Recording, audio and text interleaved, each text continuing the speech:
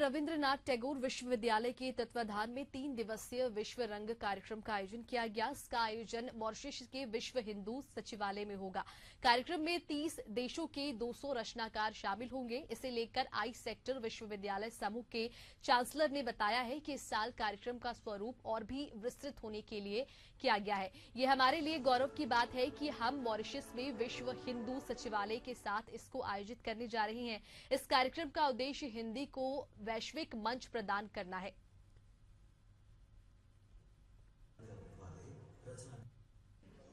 मुझे लगता है कि ये बड़ी गौरवपूर्ण बात है कि भोपाल वैसे तो कल्चरल सिटी है पर छोटा शहर है, उस तरह से दिल्ली और बॉम्बे नहीं है, लेकिन भोपाल से शुरू करके पहले तो ये पूरा राष्ट्रीय बना और शुरू से ही अंतर्राष्ट्रीय स्वरूप इसने रखा था। 15 देश पहले आए थे, लेकिन अब ये एक ग्लोबल प्लेटफॉर्म पे पहुंच गया है। विश्व रंग में 64 देश अब शामिल हैं। उन देशों की भारतीय संस्कृति, उन देशों की अपनी संस्कृतियां भी प्रदर्शित होती हैं। तो एक ऐसा ग्लोबल समन्वय बन रहा है जो कि मुझे लगता है कि विज्ञान आधारित विश्व के बरक्स एक साहित्यिक संवेदना, कलात्मक संवेदना आधारित विश्व है और जो उसका एक प्रॉपर संतुलन भी स्थापित करता है। 15 देश पहले थे, अब 64 देश पे पहुंच गए। विश्व में हिंदी रिपोर्ट का प्रकाशन कर रहे हैं जिसमें करीब 55 देशों की स्थिति है। साथ में विश्व में हिंदी पत्रकारिता के बारे में भी बात कर रहे हैं और सबसे बड़ी बात है कि भारतीय संस्कृति का बड़ा प्रदर्शन और कलाओं का प्रदर्शन हो रहा है। तो होलियों का प्रदर्शन होगा।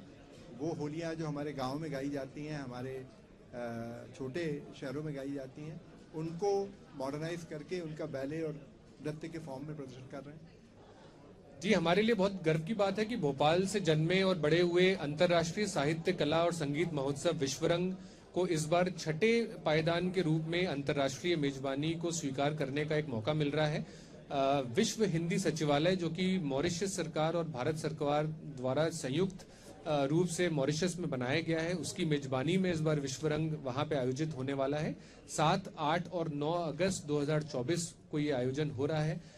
विश्वरंग, जो कि भारतीय संस्कृति को वैश्विक मंच देने का काम कर रहा है, के लिए और भी गर्व की बात है कि भोपाल, मध्य प्रदेश और भारत के कलाकारों और साहित्यकारों को मॉरिशस के इस मंच पे इस बार परफॉर्म करने का, अपनी बात रखने का, बातचीत करने का मौका मिलेगा।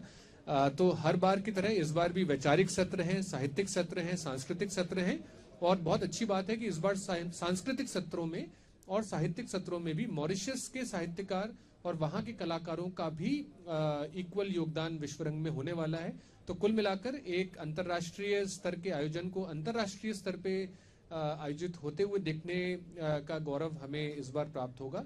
पर फिर भी Vishwarang letter in the year लौटेगा और भोपाल में जहां से वो विश्वरंग का जन्म हुआ है वहां पे भी वो एक छोटे स्वरूप में कंटिन्यूड होगा। तो इस बार विश्वरंग अंतर्राष्ट्रीय स्तर पे भी है और भोपाल में भी वापस लौटेगा।